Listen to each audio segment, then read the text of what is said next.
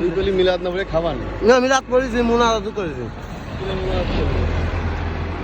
শুক্রবারের দিন যদি জিলাপি না আতে তাহলে কি হয়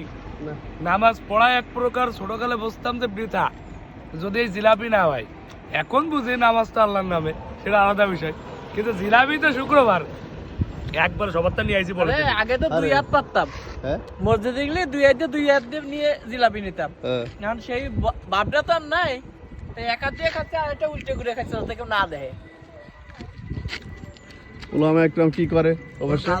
আরে ও তুই কি বড় একটা দিছিস 4-5 খান বাবা কাউ খাচ্ছে পেটের সমস্যা ডাক্তার কাছে কি জিলাপি খাওয়ার দরকার নেই তাই একটু আবদুল্লাহ কাছে যেতে না দেয় কেউ না দে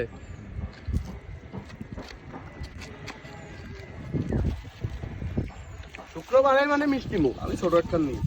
জিলাপির স্বাদ ভালো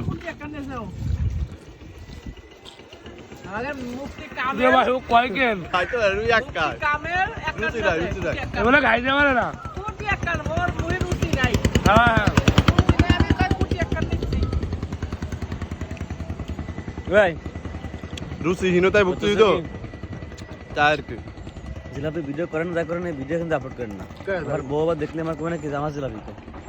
ভিডিও আপলোড করেন না ঝামেলা হচ্ছে না কি করেন